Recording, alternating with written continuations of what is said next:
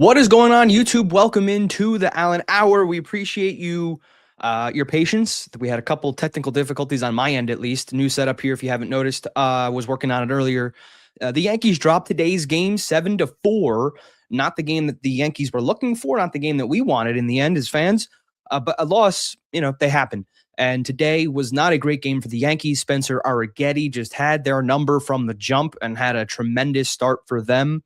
And the Yankees attempted to come back in this game in the ninth, scoring 3 runs, but too little too late, 7-4 the final. But they do pick up the first 2 games in pretty convincing fashion, 12-4, 8-3 the finals there. And or just your immediate thoughts on the series. Again, another series win. They've won 8 of their last 9 games as they head into Arlington to play the Texas Rangers tomorrow night. Yes. Hello, everybody. Hello, Dylan. Happy April 26th to everybody. But yeah, my initial reaction to the series is I like the series. I mean, obviously, the final game today was a little lackluster offensively until the ninth inning. They made me switch my graphic about 4 different times in the ninth inning with 2 outs, but that's okay. Down to their final strike, double, single, end up scoring 3 runs. But yeah, I was impressed with the series because I thought it was more offensively driven than pitching driven. Now, there was good pitching in game 1 and game 2, but it didn't feel like they won because of their pitching. It felt like their pitching and their hitting were both on point. So, yeah, I think that's what we were looking for in this series, and it's what we got for the most part. Yeah, and just to talk about today's game, just because it was kind of a wash. Again, 7-4 the final. Yankees 18-10 on the year. The Astros 10-18. And it was pretty apparent up until this final game against Arrighetti, what we talked about in our preview portion of our last episode, that the pitching for the Astros has been atrocious this year. The first 2 games really showed that. And then in today's game, again, their best pitcher, arguably other than Hunter Brown, just shuts the door. And for someone like me, who the last time I saw this guy pitch against the Yankees, Andrew, you and I were in attendance at the stadium, and we had a parlay, which included, I forget the exact legs, maybe and you want to jump in. But essentially, we had, back when Soto was on the team, this is 24 I'm going back to, Soto, Judge, and Stanton all had to get, I think, 2+ total bases. One of them had to hit a home run. And by the second or third inning, all those legs hit. It was like in their very first at-bats of the game, Arrighetti just was giving up serving meatballs, and the Yankees were smooth sailing. This time around, totally different pitcher. And I think a lot of it had to do with that curveball that they talked throughout the broadcast about as he went 7 strong. Yeah, I know. I could kind of see this coming a little bit. We mentioned before the series when we were previewing it that we thought that Arrighetti was the best pitcher they were going to be facing. The reason I'm saying I could see it coming is over the last few years, I've watched him pitch a couple times. Obviously, that was 2024 Dylan's referencing, and last year he was hurt, but he's always had some good stuff. And you had a feeling him versus Luis Hill, and I said this in the preview show as well, that might be the game that the Astros get. Not that I would ever root for that. I'm a man of the people, man of class. But yes, I do remember that parlay that you're talking about. I remember my parlay wins because I have so very few.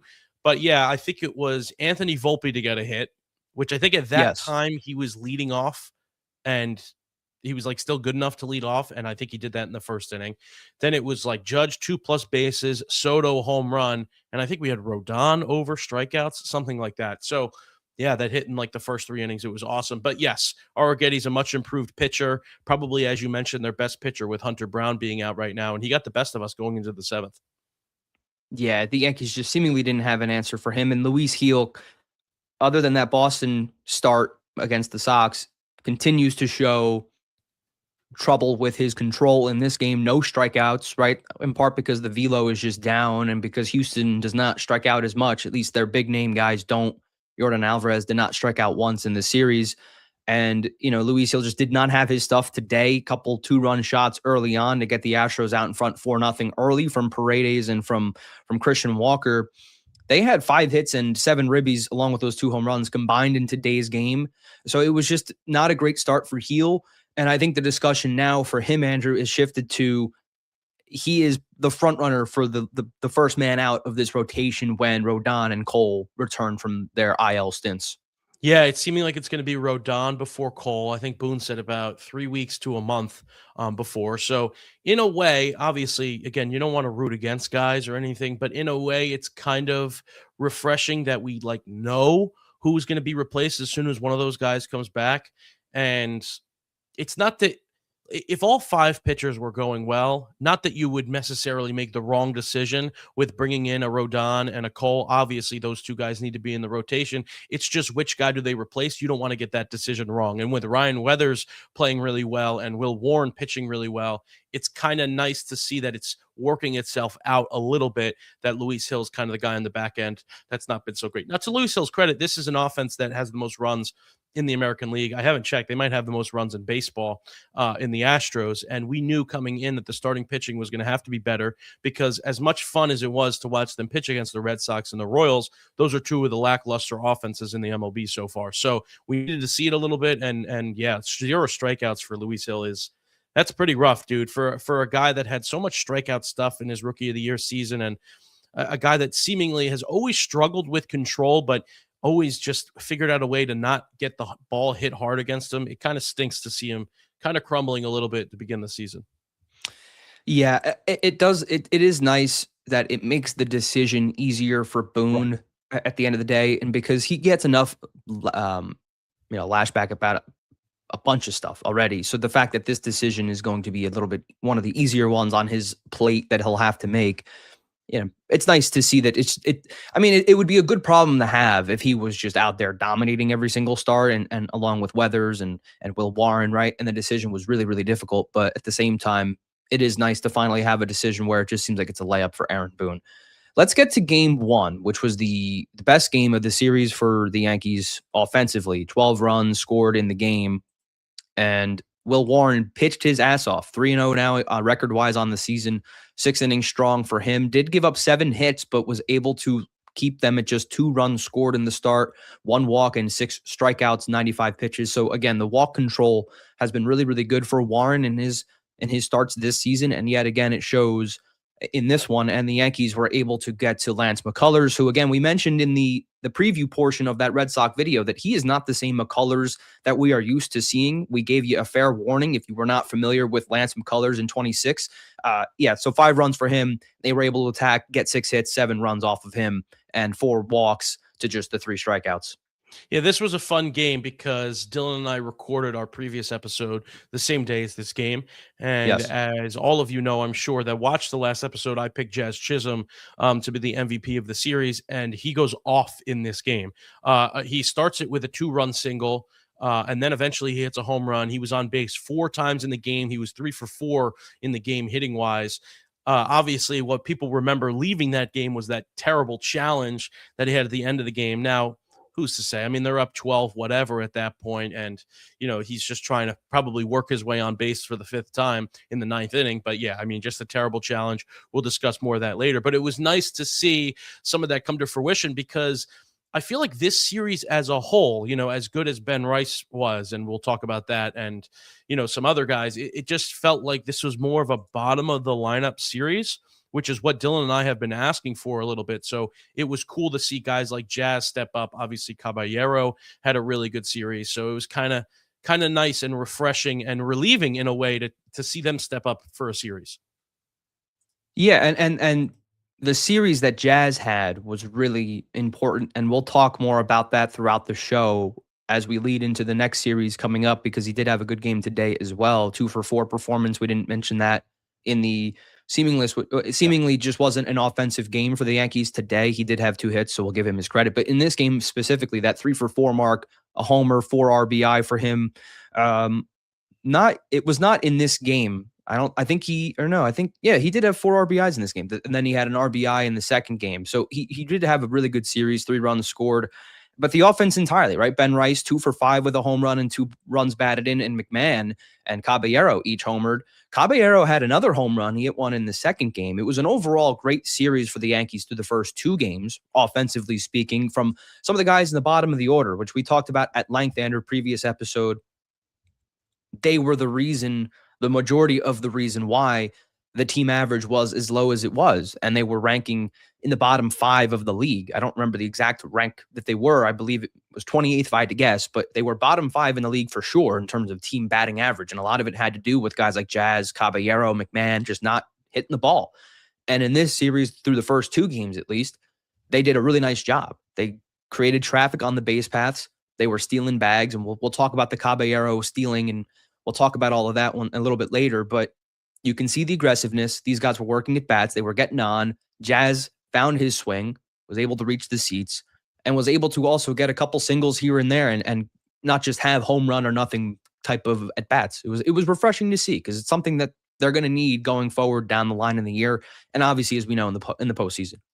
Yeah, it's something they're absolutely going to need. I don't have the stats off the top of my head, but I think outside of the Trent Grisham home run, I'm not sure he hit a ton this series. I don't really remember a huge Bellinger moment from the series. Judge only had one hit in the series. So if you were to tell me all that information and then tell me that the Yankees still somehow scored 24 runs in the series. Stanton got hurt, obviously, right? He wasn't a big contributor in this series. If you were to tell me that and they were still to score 24 runs in the series, I'd be ecstatic. I mean, that's exactly what we've been asking for. You mentioned Caballero, 2 home runs. Ryan McMahon had really good at bats. Even Austin Wells found a way to poke one over the wall. JC Escara started in 2 of these games. I think he had a multi-hit game today. He was hitting the ball hard. Paul Goldschmidt, who came in for 1 game this series, obviously due to Stanton being out, he came in at first base, which slid Ben Rice to DH. He had 2 doubles. So a lot of contributors all around. Again, we've talked about it. We know Judge is going to have his series. Obviously, Ben Rice, in spite of this, still had a great series. We know Bellinger and Grisham, all those guys are going to have great series. So it's really important, because in those big at-bats in the playoffs, it's going to be, they're not going to pitch to those guys that we mentioned a ton. And it's going to be the guys at the bottom of the order that need to get it done. So that was really huge, really, really huge. So that extended the streak to now 7 in a row. Now we get to game 2, where they win at 8-3 and made it 8 in a row. And they were, in contention to get the sweep today, couldn't get it done. But Ryan Weathers, another strong start. The strikeout numbers were not as high as we've used to see, that we're used to seeing in his recent starts as well. He'd be closer to 8-9 strikeouts. This one just 4, but again, limiting just to 2 runs. And this was an offense that we talked about at length. A lot of top-heavy talent. Yordan Alvarez has been the best hitter up to this point in the majors, up with Ben Rice. He's always a tough out. Now, the Yankees didn't do too well against him, but what they did do well was they kept him in the ballpark, which is the most important thing. Yes. Not allowing guys on, right, for him. And when they do, try and get him out, which was about the only good thing Luis Gil did today.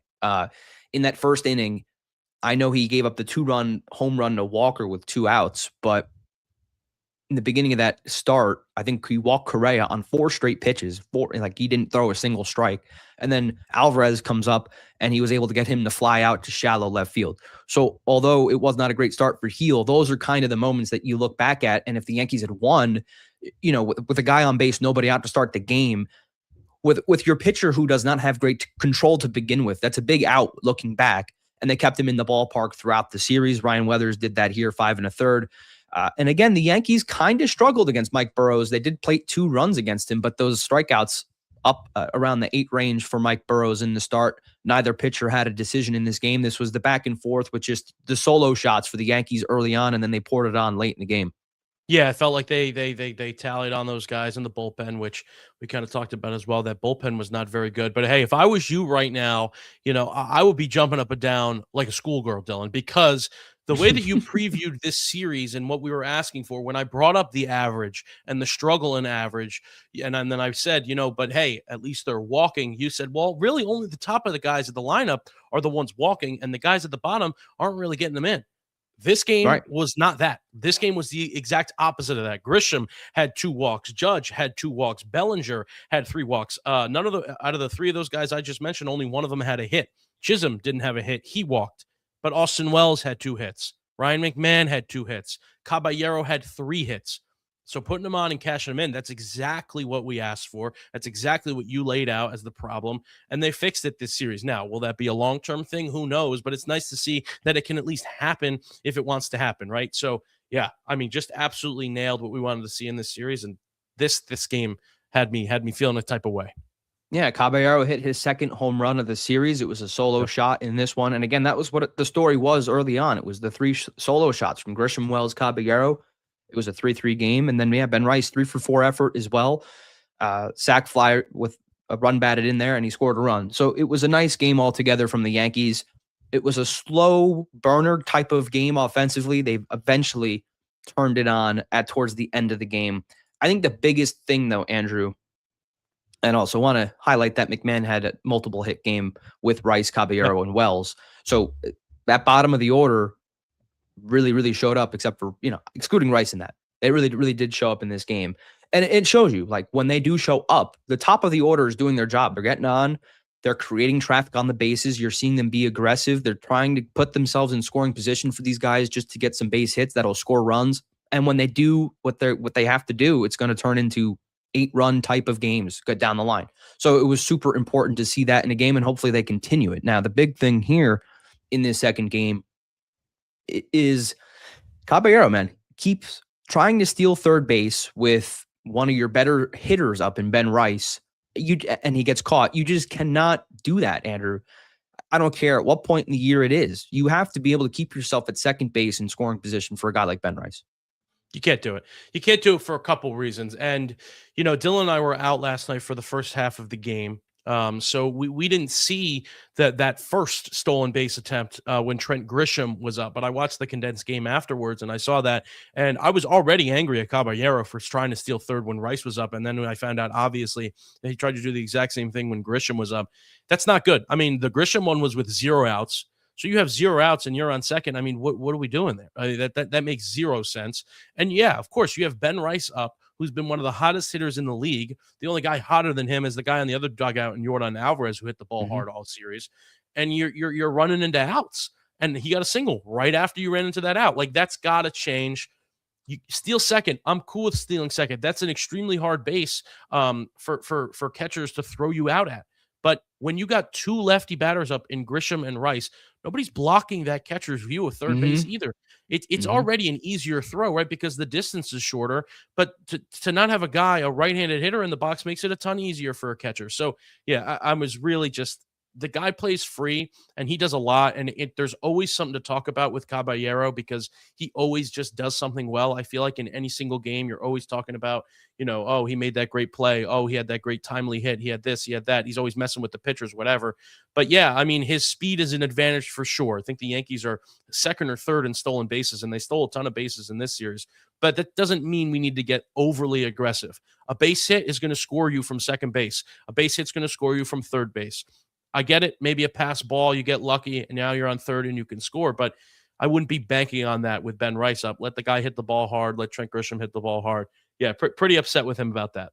Absolutely. And not like there's any lefty catchers in the league, but when you visually just do it, right? When you catch the ball, you just have to turn and throw. There's no turning of the body, like where you have to then contort yourself to face third. He's already there. He just has to snap and throw. And it's a shorter throw. And Christian Vasquez, maybe not the greatest catcher. He's definitely an experienced one. And it was just, listen, if there's no outs, 1 out in a tie game and you're in extras, you're trying to get yourself into sack fly territory. Like, you got a guy like Ahmed Rosario up. I don't know. Maybe you entertain that. But at the same time, more times than not, a single will score that run. And even if it is a fly ball, if it's deep enough for you to attempt to score, it's probably deep enough. I mean, unless it's left field, but it's or maybe center, but it's probably deep enough to tag up to get to third. So it's just not worth it when you have a guy like Ben Rice that's just been hitting the shit out of the ball the entire season. Yeah. You're running in outs. Another thing too on that Ben Rice one specifically, Trent Grisham didn't even follow him to second. Trent Grisham didn't seem like he knew what was happening either. Trent Grisham was at first after that. Yeah. So fine. Ben Rice gets a hit after that. You're thinking, okay, well, at least Trent Grisham was on second because they did a double steal. No, they didn't even do a double steal that inning. So the whole thing just didn't make sense. Now, I will say, I trust Caballero. He led the MLB or the American League in stolen bases last year. He's probably got great timing for this stuff, probably knows when to go, when to not go. And I'm sure he knows that was a mistake. But yeah, that's tough, dude. It is tough. That's tough. That's not how you, to think about that. I mean, thank God the Astros bullpen walked so many hitters in that second game, or maybe we'd be talking about something else. Yeah, 100%. Like, this could have easily been that was a position where, right, Ben Rice. It was 3-2 when that happened. Yeah. It wasn't 3. It wasn't like they were already dominating. They were very much trying to build a lead still in that game. Yeah. And like, you had your best guy up. He ends up hitting a single, but you take yourself out of that position. And I can't even really blame Trent because he probably is standing there going, why are we stealing third? And why am I stealing second? Like, we should just be staying where we are. We have our best hitter this year up at the plate. Let him put together an at bat. And he ended up hitting the ball into the outfield, and it would have scored Caballero. But no, tries to steal third. He gets thrown out. And now Trent Grisham's stuck at first, and he looks like he's in the wrong too, because Caballero seemingly stole. I guarantee you he didn't have a sign to steal. That was all on him. And Grisham probably was like, what the hell are we doing, guy? Like, just stay at second, let him hit the ball. But luckily for the Yankees, this time it results in a win nonetheless. So you are doing the reflecting from a standpoint of a win, which is always better than doing it from the standpoint of a loss. But again, when we talk about all these moves the Yankees make, trading for a guy like Caballero, right, Ahmed Rosario, they want to play, or McMahon, I should say, they want to play a better defensive style game. Right, that was kind of the transition. They want to be more aggressive, but they have to know when the time is, and I think that's completely on Caballero. I can't imagine Boone or one of the base coaches was out there saying, yeah, let's steal third. I think that was completely on him. He thought he had an advantage on the pitcher. He could figure out when he was throwing home and could get a jump on it. But again, with a lefty in the box too, we mentioned that, it's an even easier throw to third. It's clear path right down to third base. Doesn't even have to get off and throw. Right. Christian Vasquez just had to lean into it, really, throw it down to third. And you just can't. It's one of those words, like, if you're going to steal, you have to be safe. And if you're not, we're going to rip your ass for it, because that's a huge spot. And thank God the Yankees ended up winning the game, because that would have been just brutal. Would have been a huge talking point. Yeah. Would have been brutal. What we got here? Game 3. All right. Well, we talked about game 3, but yeah, just you cannot steal that bag if you're Caballero. Now let's talk about Jazz in the ABS, Andrew, because that was kind of, I mean, it's been eye-opening. I think you said it was he was 1 for 7 in this series? 1 for 7 now, yep. No, on the year. On the year. Okay, that makes more sense. I've had a lot of challenges. It also mathematically would not, well, I guess technically, you got one right, you retain it. Yeah, but anyway, okay, so 1 for 7 on the year. That's not a great mark. And when we go over, I mean, I'll show it now, the ABS stuff for the Yankees. They're second in attempts, right? And they're 16 for 37 on the year. So you take him out of the equation, and they're 15 for 30 on the year, which is 50%. So he knocks him down 7% points for the team average. So you can really see that he's just not gravitating towards the. I mean, I like to think that a major league hitter has a sense of where the strike zone is, but seemingly he just, I don't know if he just gets himself into counts where he's hoping that ABS bails him out on some of these pitches where he's just completely thrown off by what's thrown at him, and he just hopes that it's a ball. But these are pretty bad challenges. Someone's got to talk to him about that. Yeah, part of me wants to excuse him for the first one, even though that was the more embarrassing one, because I don't think that ball touched like the edge of the zone in any direction. I want to excuse him because, again, he was 3 for 4. He was on base 4 times. He was having himself a good night. I think he was just trying to sneak himself a walk there. And honestly, that pitch didn't really seem like the ones he was really struggling with throughout the entire series. The second challenge, which was more on the outside corner, that, well, like once or twice, maybe even 3 times other than that, it seemed like he got that pitch and was still like, like, how is that? You know, there were other times in the series, other at bats, I mean, where he got a similar pitch, and it seemed like he didn't know whether it was a strike or not. Now, he was lucky. This is the second one that I'm talking about. There were multiple times, and I wish I had clips pulled up, but, you know, YouTube wants to copyright us. There were multiple times that he saw that exact same pitch and obviously didn't challenge, but was still, you can tell in the box, uncomfortable with the call. So he's not seeing that outside curve. And credit to Arrighetti, because I think he threw it to him, 4 times. That's that backdoor slider, because he knew he wasn't seeing it well. He was throwing it for dead strikes. And if Jazz challenged any of those, he definitely would have gotten them wrong. But yeah, just a little on edge with that. But yeah, that first one that I was talking about, I will excuse that, because to me, that doesn't seem like a pitch that he's like questioning really whether it's a strike or a ball, like other than that single-handed, at bat, that single at bat. So yeah, I mean, struggling for sure. I kind of said this a couple weeks ago. I don't know if I said this on air, but I just know, watching Jazz as long as he's been a Yankee, he doesn't really know the zone that well. So I kind of knew coming into this season that he wasn't going to be great at this, just because you kind of see guys wince at pitches all the time, and you're like, oh, like, Jazz, like, that's a strike. Like, you got to come on. And now that Right. he's actually able to challenge it, we're actually seeing it on a bigger stage. But yeah, struggled for sure. That first one was pretty embarrassing, but the second to me means a little bit more because I feel like he struggled with that pitch all year long. Yeah, here's That's the other one. I mean, look yep. where this one is. My God. Yeah. Yeah. Yeah, that's a bad one. But again, ninth inning, 2 outs, you're up 8 runs. Guy's been on base 4 times. Like, to me, that's just like, hey, it was a 3-2 count too. So I believe if he got it right, it would have been a walk. But yeah. But the fact that he looks at that and just doesn't admit that he was fooled on a pitch, right? Mhm. It's kind of what the fuck happened here? Oops. See myself.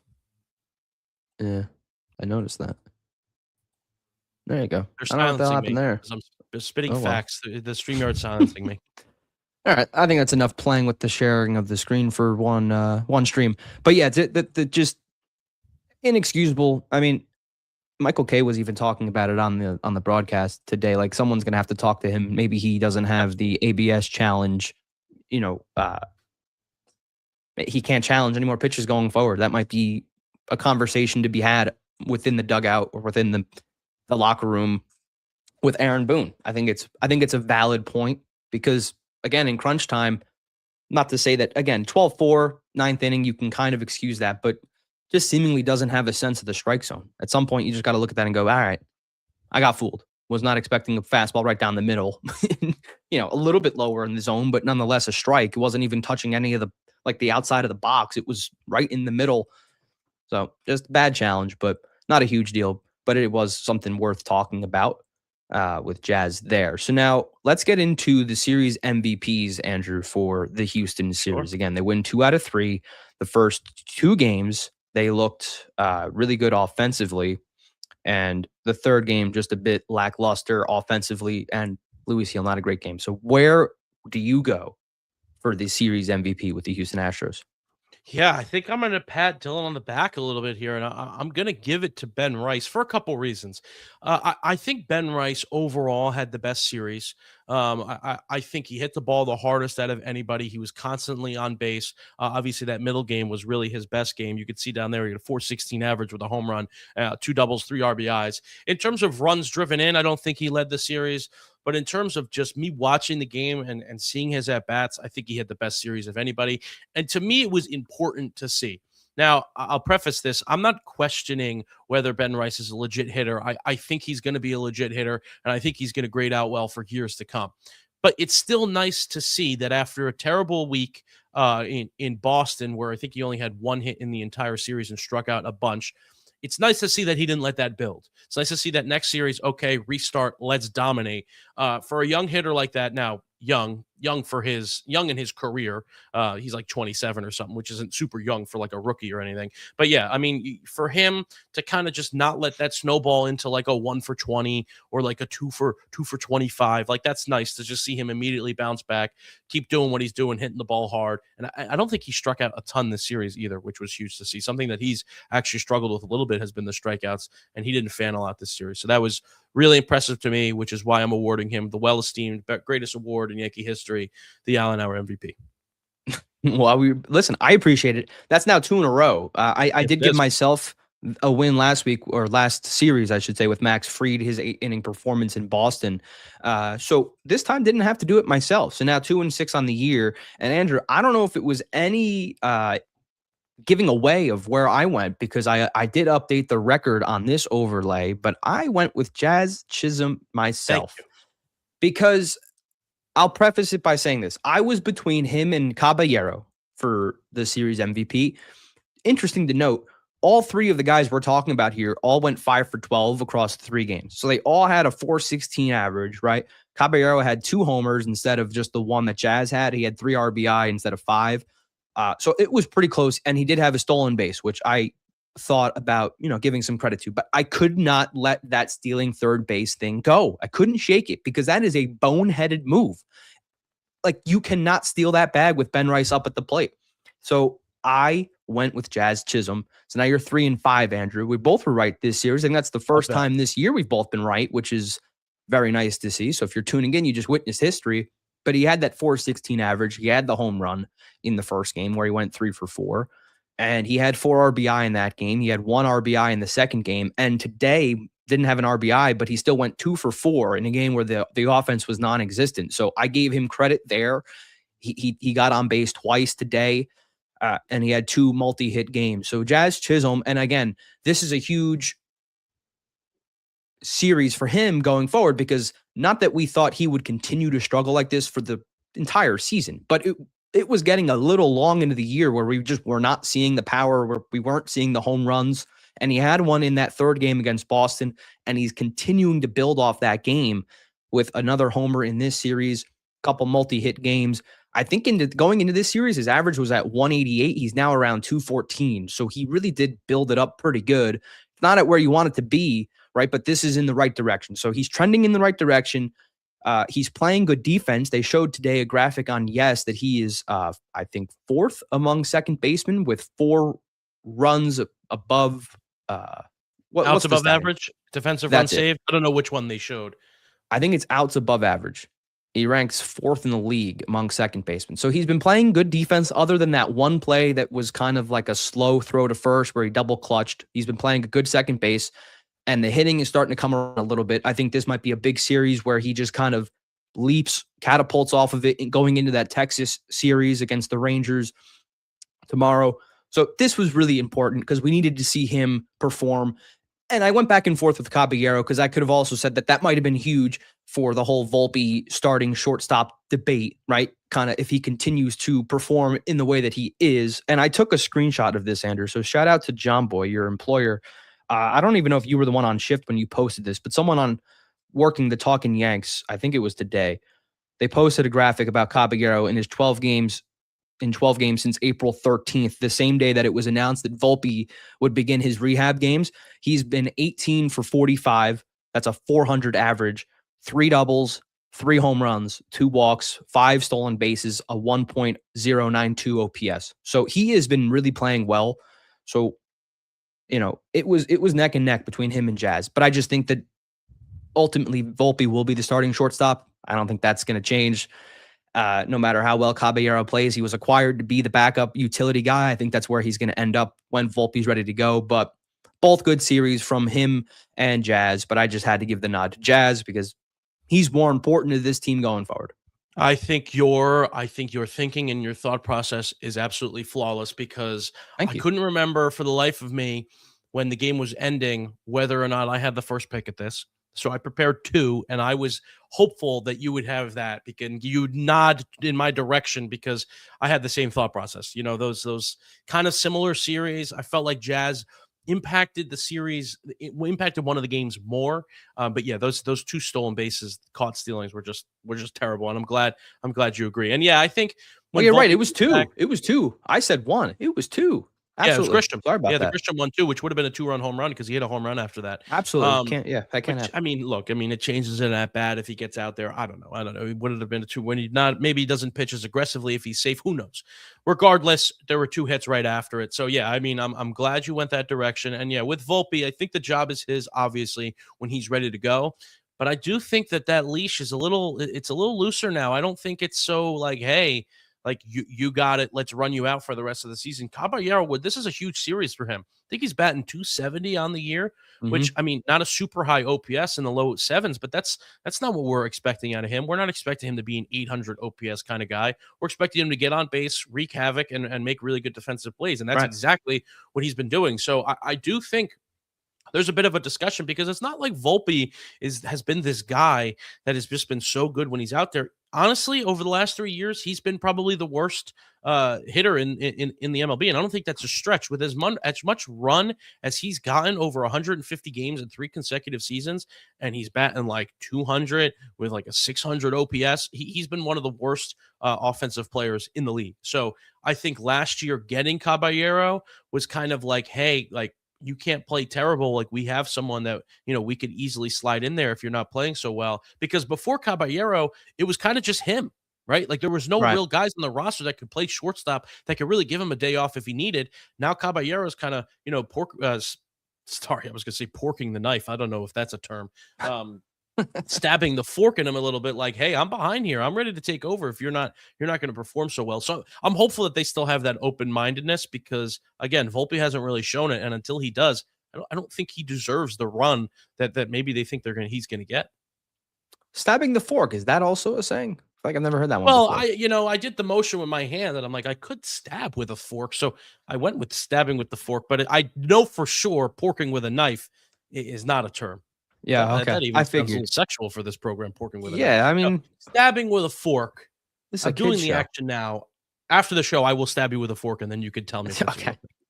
Okay. Well, you've already stabbed me with a pencil once in our lives, way back when. Um, You know I have done that. Do you still have that mark on your hand I from that? do, I do. To your point about Jazz, or not Jazz, Jose Caballero, I just had to look at his numbers because I was curious to see uh, in his career to give people an idea.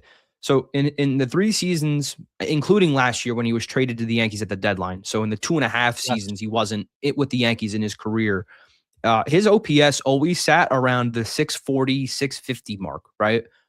In the 80 at bats in 40 games he had with the Yankees last year, his OPS was an 828, Yeah, right? he was really Last good. year. Yep.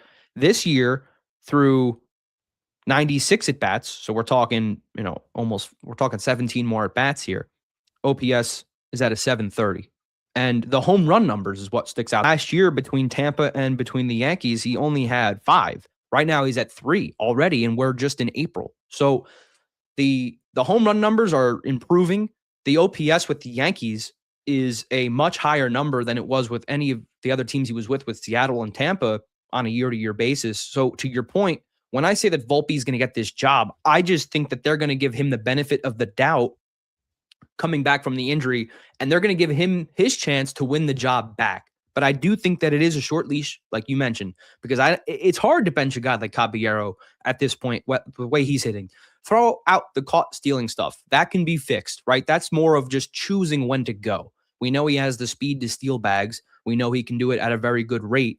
It's just what we had an issue with was the situations with Ben Rice at the plate, Yes. Trent Grisham, right? We're okay with him stealing. It just has to be at the right time. So he's a great runner. He's had some really good plays in the field lately too. The hitting numbers are off the chart. Caballero is definitely in play for this spot. I just think that they're going to give Volpe the benefit of the doubt. And we'll see. Yeah, I mean, if he comes out guns blazing, he could win the job back, but it is going to be a tough competition for Volpe coming back. Volpe's ceiling is much higher, but it's just a ceiling that we haven't Is seen it so though? far. I don't Yeah, know. Is it? I mean, I just guess it based on what he is. could do. I mean, the power numbers, the speed. I mean, he's more of a power bat. Like if you can Right. match, if he could hit for average, which he did in the minors, and combine it with power, which he did with the minors. I mean, his ceiling is higher. We haven't seen it at the major league level, so it's actually right to question whether that's really his ceiling or not. And by the way, I think before I said loose leash instead of short leash. So I'm 0 for 2 on expressions and phrases today. Stabbing with the fork, shout out. But yeah, I really hope that they're just not like, hey, we're going to run Volpe out because Caballero, to me, there's always something to talk about with Caballero. And I think in a positive way. Like, obviously, we're talking about the stolen bases, but I think every single game you could be like, wow, that was really good hustle by Caballero. That was a nice hit. That was nice this. That was nice that. Volpe, to me, it seems like, okay, he hits 2 home runs on Tuesday. He goes quiet Wednesday, Thursday, Friday, and then maybe Saturday he gets a nice stolen base or something like that. Caballero, and I think John Boy agrees with this too. As you mentioned, my employer, he thinks the same thing. It just seems like he's an exciting player, and he impacts to me every single game, whereas Volpe does not. So, not that I'm saying I do think to an extent I want Volpe to get run because who knows? I mean, in his 4th season, maybe this is the year. Like you never really know. It's still kind of early in his career, but so I do want to see if he can maybe turn it around. But hey, if it's not working for the first 2 weeks, like we got a guy back there that it's working for, and I want to win baseball games. I'm not out here to just be a Volpe fan. So I want to win, and I think Caballero right now gives them the best shot to win. If you're watching right now, let us know in the chat what you think. If Jazz should, or not Jazz, Yeah. I keep saying Jazz. If Caballero should get the job, if he should hold on to it, or if you think Volpe will get it, given the chance that he'll have to win the job back, give us some thoughts. And if you're watching this live replay, like you're watching it after the stream, comment down below. Let us know. Let's move on to the Rangers series, the one that's upcoming, Andrew, for the Yankees. It's a bit of a unk battle for the Rangers pitching wise. You got DeGrom and Evaldi going in games 2 and 3, and then you also have the super young phenom Jack Leiter, who I mean he's had a better year this year, but not to the start, I guess, of his career that many thought. He's definitely improved, but that'll be game 1. So this is an interesting pitching, right? Because you got Fried, who's a very seasoned vet, two younger guys in Schlittler and Warren, and then you got the Grom Evaldi, former Yankee Evaldi, right? Former Met the Grom. This should be a fun pitching series to watch. There's a lot of well-known names going on in this series. Yeah, maybe if I looked more in depth at the season, I might disagree with the statement I'm about to make. But I think this is the best pitching that we've seen in a 3-game series all season from just from the This starters. I sounds mean, right. I'm looking at Jack Leiter. Like, I really like Jack Leiter. I'm not sure where his season numbers have landed thus far. I was keeping track like a couple weeks ago, but I think he's going to be really, really good. You see a lot of times with young pitchers, fastballs for him, fastball has been, what really got him here. He's threw high velo at such a young age, teammates with Volpe in high school. And you kind of saw last year his fastball just wasn't working. And he's kind of changed things a little bit. So I'm hopeful that he can turn things around because I do think he's going to be a really, really good player. But for right now, I hope we absolutely demolish him in game 1, especially with Fried on the mound. That's a nice chance to maybe get a little bit of a blowout there. I mean, I don't think that's going to happen because I do think Leiter has real strikeout stuff. And at times we have a real strikeout prone lineup. So if he's really throwing his stuff well, he could definitely strike out a lot of batters. But yeah, we get DeGrom, who's been really good dating back to last year, and Evaldi, who's just always a solid option. So we could honestly get like a really, really tough pitching series against the Yankees this series, which I'm kind of excited about. Test them a little bit. And we're not going to be facing freaking easy ass pitchers in the playoffs, right? So it's nice to Right. see them go up against some real talent. Let's see what they do. Right. First pitch tomorrow, 8:05 p.m. in Texas. And another series, Andrew, where it's 3 right-handers for the opposing team. So not a lefty going in this one starting wise. So Ben Rice should be in the lineup every day. And now what the Stanton injury, which there's not really an update on that, at least to my knowledge as of right now. But at the end of the game, Meredith Marakovitz reported that they're going to decide on Tuesday, or maybe it was tomorrow, if an IL stint is needed, what they're going to do with Stanton. So that news will come out tomorrow. But as of right now, he's not on the IL. He's still on the roster, taking up a spot. And she said that it will not impact Volpe's rehab time. Like they won't expedite his rehab assignment period to bring him up to fill that space. So Andrew, real quick before we continue further with the Ranger series, just want to get your predictions. Assuming that Stanton does go on the IL, whether it be 10-day or 15-day IL, who do you think the Yankees bring up in his place? It's interesting. I haven't really thought about it. To me, like the fact that they haven't put Stanton on the IL already makes me think that even if he does go on the IL, it's not going to be like a super long-term thing. So that's nice because we'd like to get Stanton back sooner rather than later.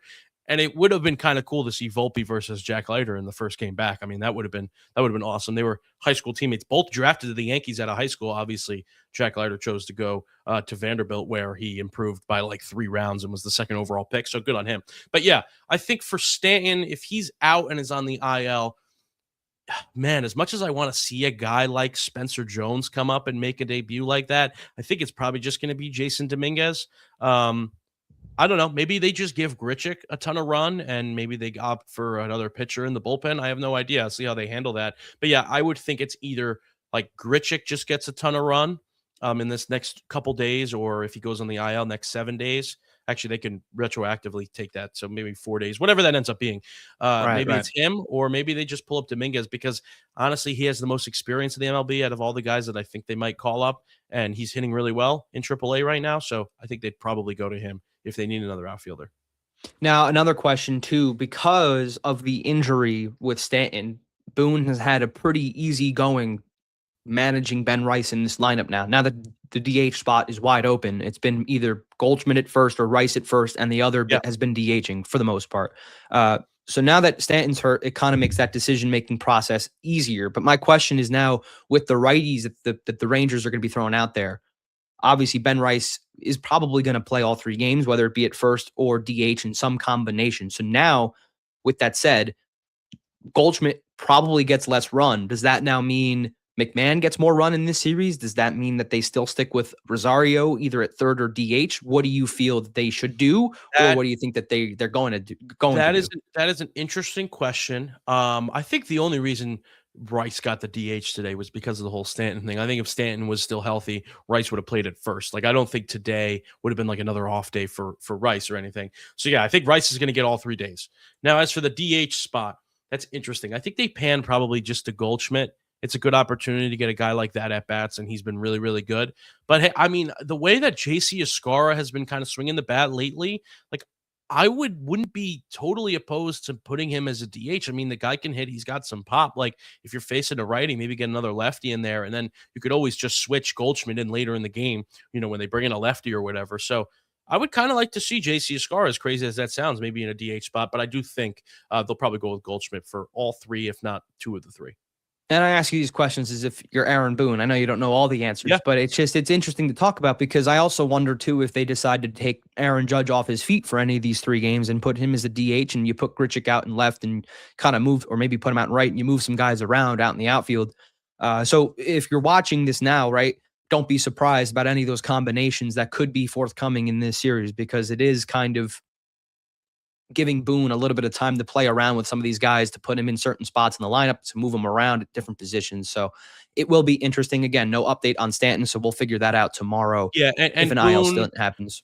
Boone loves to take advantage of these opportunities with Judge to get him off his feet and give him a DH day. So that's probably going to happen, and they'll get another outfielder out there. Yeah, it's going to get a little funky, I think. But yeah, I'm interested to see. I mean, hey, JC, maybe DH, get some pop. Well, maybe he'll be your series MVP if you're confident he'll. Oh, sure. You could build off of the bottom of the order pick at MVP. Yeah. Which it's a good segue. Let's get into the series MVP picks. Now the updated rankings or records. 3-5 on the year for you. I'm now 2-6. So we both moved up in the win category for the first time ever on the history of this Allen Hour Yankee show. I went first last time. I picked Ben Rice to win MVP, and then you closed it out with Jazz Chisholm, which I gave like a kind of reaction. I was very surprised you went that route. I mean, I knew he had that home run in the final game of that series, but I didn't think that he would build off of it the way that he did. So credit to you, credit to Jazz for going out there and proving you right. But now we're on to the next series against the Texas Rangers. We talked about heavy right-handed starters for Texas. A guy in Evaldi who historically has done well against the Yankees, no matter if he's been with Boston, Texas, DeGrom, who is DeGrom, right at the end of the day, if he's healthy. So I'm interested to see where you go with this. Yeah. Yes. And Dylan gave me a nice screenshot, group chat reaction to that Jazz pick, which I have in a folder for current and future use. Don't worry about it. Yes. In this series, I'm going to go completely chalk. I went Jazz, and, I made Dylan have that reaction, and it was shocking, and I was right, because I'm the best. But I will go with Aaron Judge in the series. I think him ending the game today with a home run, it ended up being his only hit in the series. He's off by a little bit. He got pitches to hit this series, especially because they haven't been pitching to Ben Rice with as hot as he was in the series. They were walking Ben Rice a lot ahead of Judge, and Judge got some pitches to hit, and he's just off. I think he makes that correction. I mean, this is the home of the 61st or 62nd home run, the record-setting AL-breaking 62nd home run for Aaron Judge. He's got a plaque out there. Actually, it might have been stolen. I think it's been stolen 3 or 4 times. Anyways, he's got a plaque somewhere in that stadium. But yeah, I think it's going to be Aaron Judge. I'm hoping for a big series because as much as the home runs have been nice and he always can hit home runs, his average is still lacking a little bit, just not really hitting a lot of singles and doubles and getting on base that way. He is walking a ton, obviously. But yeah, I would like to see more. I think we're going to see more. So I'm going to take Aaron Judge against three pretty good pitchers. So if he has a good series, I think it's going to be a good sign. Yeah, and he's had some good history at this stadium. He hit the record-breaking home run to pass, was it Maris, right, for 61? Yeah, that's what I meant with the plaque. I think the plaque right. out there got stolen a couple times by some fans. Yes, it probably, yeah. So he does have some good history at this stadium down in Texas. So, okay, Aaron Judge, which, not surprising. Shocking. He's all right, I'm going to go a different route. Again, I feel like I'm turning into Aaron Boone, picking all these guys based on matchups. I feel like I'm turning into Boone, and I don't know if that's good or bad. I am going to pick a lefty. I'm going to go with Trent Grisham. We're going to get Texas Trent. That's what I'm going to get here, okay? against three righties in this lineup. He has shown the ability with guys on to come up with big home runs, big at bats. And even if he goes 1 for 4 or 1 for 5, seemingly those one hits that he gets in those games end up turning in 2, 3 runs and in big spots. So he has been a clutch player. Again, we talked last episode. We were surprised that he was third going into this upcoming series in RBIs on the team, despite hitting in the high ones, the 100s in average, right? He's been able to drive in runs. And I think that these matchups kind of help him out a bit, where you might get a guy like DeGrom who tries to go with a slider on that inner kneecap, kind of where a lefty wants the ball. Evaldi, maybe he does the same. I just think that this is a series where Trent Grisham really comes to life. I think the left-handed, right-handed matchups for all three games would give him an easy way into this lineup every single day. So I think that this is the move. Texas Trent. I'm going to coin that right now. That's who we're getting in this series. Trent Grisham is due for a big one. I just think he has some big at-bats in this game, and that's who I'm picking, Trent Grisham. Can I tell you something, Dylan? Sure, go for it. I love that pick. Thank you. I think that will end up being on the board. I'll put that on the record as well. I think that'll be up on the board. I think even though he's hitting below the Mendoza line right now, I do think Fernando Mendoza. Nah, they actually named that ironically after Carlos Mendoza, the Mets manager who is going through it right now. They already lost to the Rockies today, and they got to play him again. So could get swept by the Rockies. Hey, and if I was them, separate conversation, I would fire Mendoza tomorrow, and I'd hire Alex Cora. We didn't really talk about that at all either, but that's we could talk about it. The division. Alex Cora getting canned. It's a bit insane to me. I'm going to be honest with you. It's a bit insane to me because I think he's one of the better managers in the league, and I think it's more of a front office problem there. To be honest with you, they're not really 100%. spending a ton. They're not really doing what the Red Sox normally do in that way. They're trying to build through the farm, and to their credit, they have some guys that have been really good. I mean, Willie Abreu is a nice up-and-comer. Obviously, Roman Anthony and Jaron Duran. Those are household names now and guys that came up through the organization, but no Rafi Devers, right? No Mookie Betts, no Xander Bogaerts, which I think they dodged a bullet with that one. But regardless, guys that have done it for them, they're not really re-signing and they're not giving guys huge contracts. Now, they did give Garrett Crochet a huge contract. There are guys out there that they've given contracts to. I'm not sitting here saying that they're the Pittsburgh Pirates or anything, but I just don't think Alex Cora and staff was the problem. I like how they handled it more than I like how the Mets have handled things, because the Mets, instead of firing their manager, just fired everybody around him and then gave him coaches that he doesn't know to coach alongside him. So if you're going to fire a staff, like that includes the manager puts the staff together. If you're going to fire and say it's on the staff, then you might as well fire the manager too. So in that way, I like how they handled it. But it just feels to me that if you're a team like the Mets or any team that is unsure about their manager, you got a guy right here that's going to get scooped up very quickly at the end of the year. So I think they should take advantage of it. I think they should go out and get him. But what do you think sound like Alex Cora firing? You sound like me talking about Joe Shane and how he somehow survived this whole fire sale of firings with the Giants coaching staff this offseason. And you're seeing it now. The clips of Harbaugh, he's like commanding those press conferences where he's just answering the questions. And it was so funny. Joe Shane was just looking at him. He's like, "Are you really calling out Paulson Adebo right now? His play last year? You think he could do a lot better?" Like, you're saying, yeah, you're going with that. Okay, all right. He just kind of had to sit there and accept it. And it was great to see, because you just know he's not in charge anymore. And it's Harbaugh's team. He's making most of these picks, I imagine. And Joe Shane is just there as a formality, which, yeah, I mean, if you're paying the coach $20 million a year, I hope he has more say than just, X's and O's. So, but to get back to Alex Cora, actually, I should say one more thing. I was going on Twitter to get the Garrett Whitlock quotes about this firing, because some of the Red Sox players had something to say about how the front office, how ownership handled this firing in terms of transparency with the players, which I'll get to in a second. But I went on X, and the first tweet that I saw, which was reported at 10:30 this morning. So I don't know how I missed this or if you missed it, but apparently, according to Francis Romero, who is a sports reporter, 33,000 followers on X, and it was reposted by Underdog MLB, Anthony Volpe expected to join the Yankees between Wednesday and Thursday this week. So, we'll see if he makes an appearance in the Texas series at all, or if he'll just get added on the roster on that off day on Thursday. But I just kind of wanted to add that in there because I did not see that up until just now. Yeah, the rumor was seeming like he was either going to come back for the Rangers series or he was going to come back for the homestand. Makes more sense to me to just have him, play a couple more games and come back for the homestand. He's not going to come back for the Texas series because he's playing a 9-inning game in AAA or Somerset today that got rained out yesterday. So he's not going to come back for the Texas series. But yeah, I think that was the expectation. I'm not sure Okay. what you thought, but I do think that was it was like Texas or homestand. So him Okay. not being in Texas kind of leans towards the homestand. I just was not aware that it was going to be this week, the way that everyone was kind of Yeah. talking about it. And Meredith saying that Stanton going on the IL wasn't going to rush things. Like when they were already planning on bringing him up in 3 days, like was it going to rush it by 1 day? I kind of just took that report by Meredith, meaning that maybe next week he was planning on coming. It just kind of didn't make sense the way that she worded it. I was under the assumption that it was going to be a little bit longer than just a couple days. The quote, though, from Garrett Whitlock on today's meeting, just to go back to Alex Cora for a moment, he said quote, they made it very clear that we get paid to play baseball and we need to focus on playing baseball.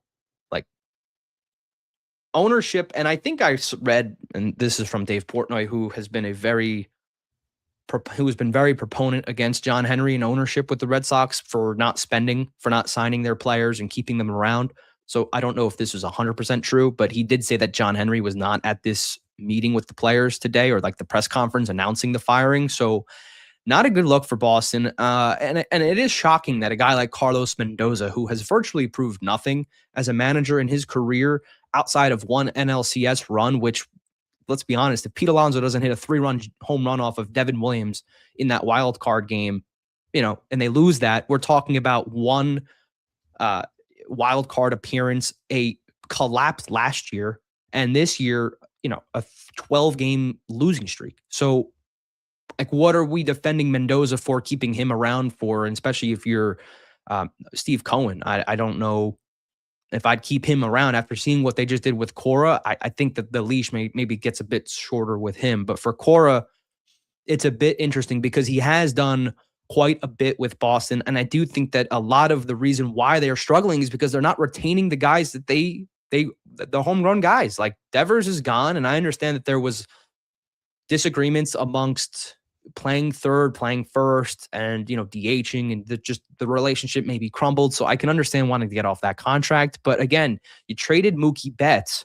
You did not bring back Xander Bogaerts, and maybe you had a different opinion about the contract he got with San Diego, but you just didn't bring back anybody that was on that championship team. Chris Sale now with the Braves, right? It's hard to repeat what you did 8 years ago when all those guys are now with other teams thriving and producing for other teams, and you're dealt with a bunch of younger guys that are still kind of trying to figure out their place in the league, and a couple guys dealing with injuries. I know who's the first baseman?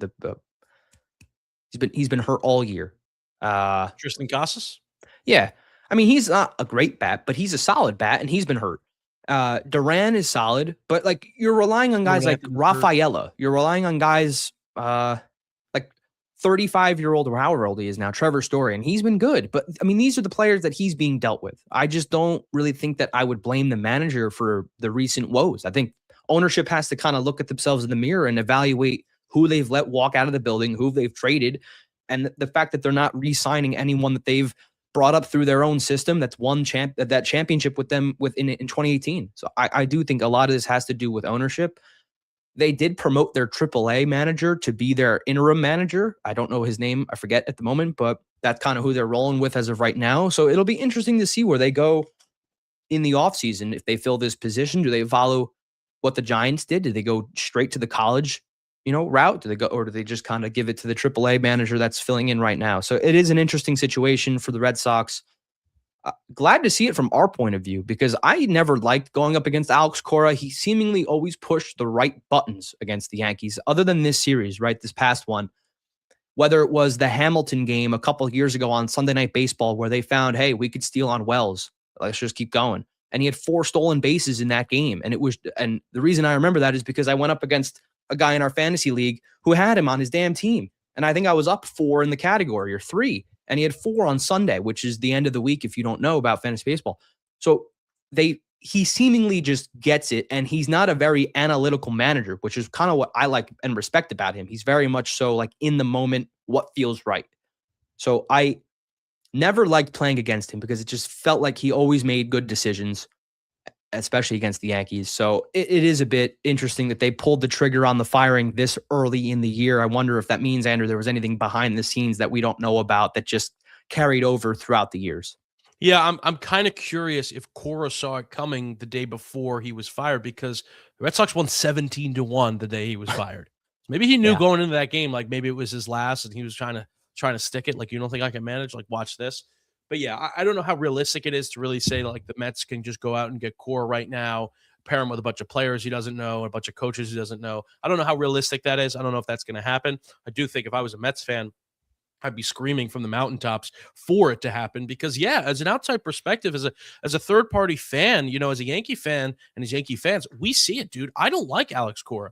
I think he's a Right. great manager. Obviously, he stems to is the Astros cheating scandal as well. He was on that staff and was a big part of that as well. But we don't like Alex Cora, not because he does this wrong or he does that wrong, because he does this right and he does that right. Like, he's been a really good manager against the Yankees. He seemingly was the first manager to figure out not to pitch to Ben Rice last year in the playoffs.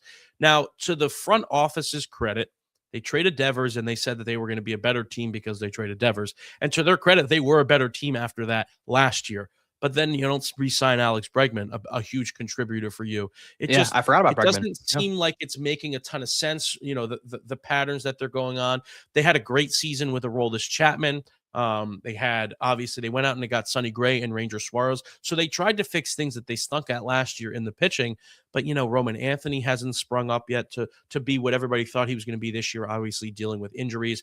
Masataka Yoshida is like a glorified DH now because he just can't play the field. And back when that happened, they gave him so much more money than anybody else was offering him. So there's a lot of things that you can point to and say, well, I mean, how much of this is really on the manager? I'm curious to see how it all shakes out. If the AAA coach is like, that's it for them, that's their guy.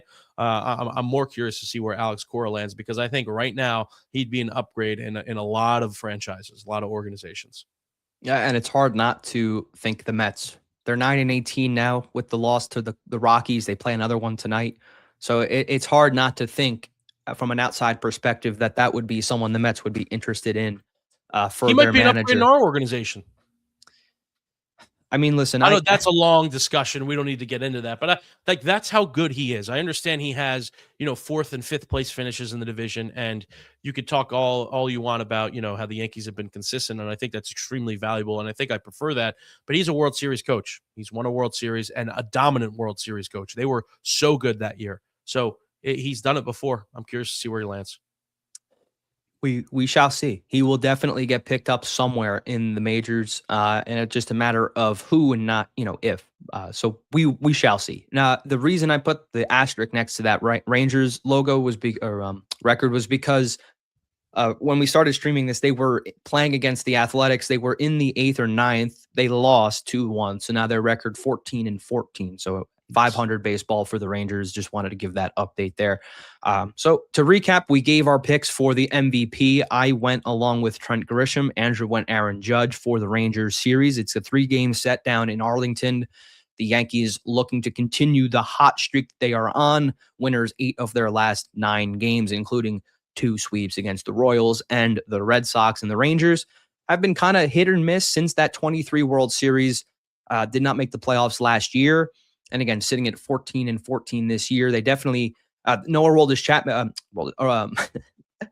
no Adolis Garcia, not Aroldis. No Adolis Garcia for the Rangers this year. They still have your boy over there, Josh. What's his last name? The former Yankee that they traded for the Gallo trade. Josh Smith. Yeah, they still got Josh Smith over there.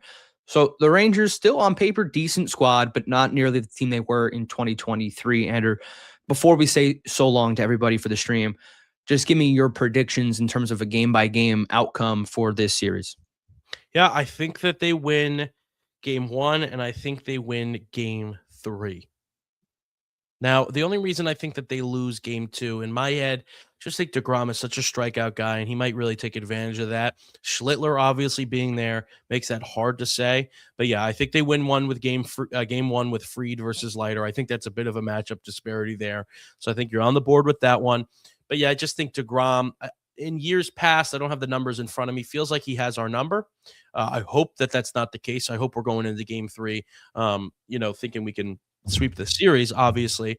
But yeah, I think Will Warren's just been pitching really, really well. And Nathan Eovaldi, as good as he's been in his career, really hasn't figured it out this year yet. So I'm not as confident in him as I am in DeGrom. So I'm just going to say that they lose to the pitcher that I think is the hottest right now, in Jacob DeGrom among the three. And yeah, that's another series win, though. So don't shy away from it. Yeah, go figure. Evaldi's on my fantasy team. The 1 year he seemingly is starting to not figure it out, like he has been, ever since he was traded from or let go from the Yankees.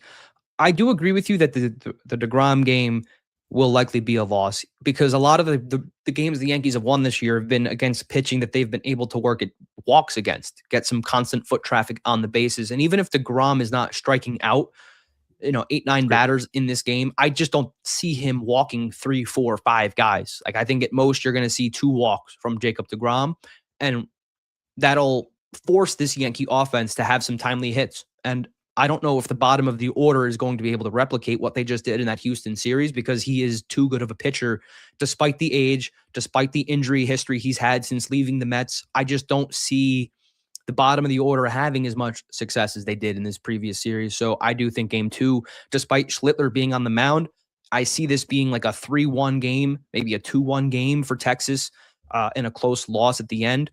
And I think game 3, although Eovaldi has been struggling and Warren has been good, I do think that could be another 4-3, 3-2 type of game because Eovaldi has pitched well against the Yankees. And I know he's not playing well this year to start, but he has had a couple nice starts that were more recent. He had a slow start, and 2 of his last 3 have been quality starts. So he has been able to figure it out as of late.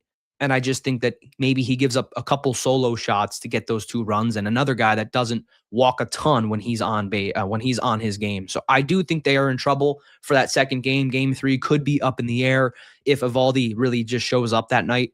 I think game 1, though, is the one where they should win. Max Fried on the mound, Leiter, who's been good, but not as good as the next 2 guys that the Rangers are presenting in games 2 and 3. So I'm going to predict 1 or 2 wins in this series. I know I hate to say it, they've been playing well. I just think that those last 2 games could be dicey with the pitching, and if they're not walking a ton of guys, I don't have as much confidence in the bottom of the order this time around. Yeah, it's honest. That's what we aim to be. We aim to be honest. By the way, Mets losing 3-0 in that second game in the 6th inning. Wow. So, could be swept by the Rockies. I don't know how you keep them around after that. We'll see. Yeah, I don't know. We'll see. A lot of fun stuff this week. Oh, man. And the Mets, what a dumpster fire. They might get to 20 losses before they get to 10 wins first. So we'll have to keep note of that. All right. Well, that'll do it for this video, this live stream. The Yankees winning 2 of 3 in Houston. They now go to Arlington to face the Rangers. They're 18-10 on the season. The Rangers 14-14 coming into this series tomorrow night.